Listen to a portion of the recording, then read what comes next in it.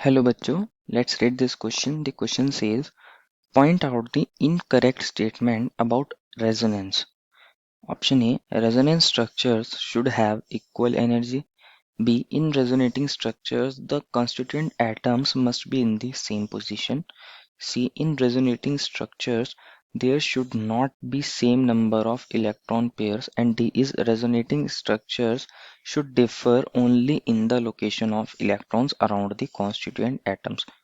बच्चों इस क्वेश्चन में हमें 4 स्टेटमेंट्स दी गई हैं और हमें बताना है इनमें से इनकरेक्ट स्टेटमेंट कौन सी होगी अबाउट रेजोनेंस।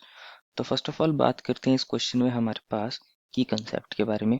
की कंसेप्ट क्या होगा बच्चों, हमारे पास रेजोनेटिंग स्ट्रक्चर्स या सिंपली रेजोनेंस स्ट्रक्चर्स बोल सकते हैं।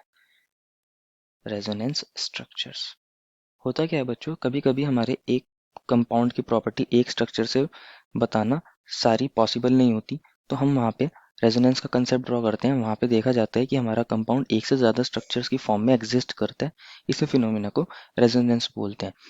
तो अगर मैं आपको एक रेजोनेंस स्ट्रक्चर बना के दिखाता हूँ, कंसिडर करिए मेरे पास कोई कार्बोक्सिलेट आयन है, तो मैं इसको ऐसे लिख सकता हूँ। फॉर एग्जांपल एसीटेट आयन ले सकते हैं, CH3C डबल बॉन्ड O और यहाँ O पे नेगेटिव। इसके अंदर क्या हो सकता है बच्चों, रेजोनेंस हो सकता है। अगर ये नेगेटिव चार्ज यहाँ चला जाए तो ये वाला पाई बॉन्ड ऑक्सीजन पे शिफ्ट हो जाएगा, तो यहाँ पे क्या बन जाएगा बच्चों, CH3CO नेगेटिव और यहाँ आ जाएगा डबल बॉन्ड O। तो ओवरऑल एटम्स अपनी पोजीशन पर हैं, सिर्फ इलेक्ट्रॉन्स का मूवमेंट हो रहा है। इसको समझते हैं कैसे, क्योंकि बच्चों हमारे पास CH3C डबल बॉन्ड O है और यहाँ O नेगेटिव को मैं ऐसे लिख सकता हूँ कि इसके पास दो तो लोन पेयर होंगे, और नेगेटिव का मतलब क्या होता है, एक इलेक्ट्रॉन अपना है, एक इलेक्ट्रॉन इसने गेन करा है, ये इन दोनों इलेक्ट्रॉन्स को यहाँ मूव करता है, तो ये वाला पाई बॉन्ड ऑक्सीजन पे मूव कर जाता है और इस तरह रेजोनेंस हो रहा है। CH3C यहाँ पे अब हमारे पास ऑक्सीजन के पास क्या आ जाएगा, इलेक्ट्रॉन पेयर आ जाएगा और दो लोन पेयर इसके पास अपने थे, और यहाँ पे आ जाएगा हमारे पास डबल बॉन्ड O और इसके पास ये रहे दो लोन पेयर। तो इसको आप समझोगे तो ओवरऑल सिर्फ इलेक्ट्रॉन्स का मूवमेंट हो रहा है और हमारे पास एटम्स अपनी पोजीशन से नहीं शिफ्ट हो रहे हैं। तो रेजोनेंस के अंदर एटम्स अपनी पोजीशन पर ही रहते हैं, सिर्फ इलेक्ट्रॉन्स का मूवमेंट होता है।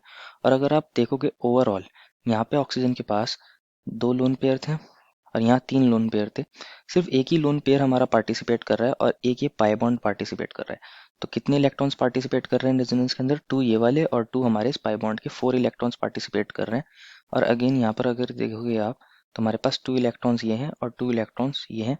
अगेन ये वापस यहाँ शिफ्ट होंगे और वापस यहाँ शिफ्ट हो जाएगा, तो रेजोनेंस से हमारा अगेन फर्दर पहला वाला स्ट्रक्चर बन जाएगा। तो सिर्फ यहाँ हमारे फोर इलेक्ट्रॉन्स पार्टिसिपेट कर रहे हैं, तो यहाँ पे ओनली इलेक्ट्रॉन्स का मूवमेंट होता है, एटम्स का मूवमेंट नहीं होता।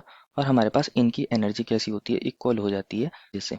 तो हमारे पास फर्स्ट स्टेटमेंट में बोला है कि इनकी एनर्जी इक्वल हो सकती है, ये वाली बात सही हो सकती है। बी में बोला है in resonating structure constituent atom must be in same position, ये वाली बात भी सही है, हमारे एटम्स अपनी पोजीशन से शिफ्ट नहीं होते।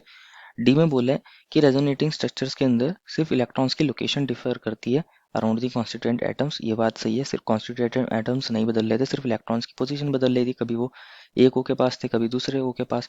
इसी तरह हमारे पास अलग अलग रेजोनेटिंग स्ट्रक्चर्स हो सकते हैं अलग अलग कंपाउंड के। और इसी में बोला है कि in resonating structure there should not be same number of electron pair, ये वाली बात गलत है, क्योंकि हमारे पास रेजोनेटिंग स्ट्रक्चर्स के अंदर इलेक्ट्रॉन पेयर सेम थे। Therefore, the incorrect statement is C. Therefore, final answer is option number C. I hope you understood it well and best of luck.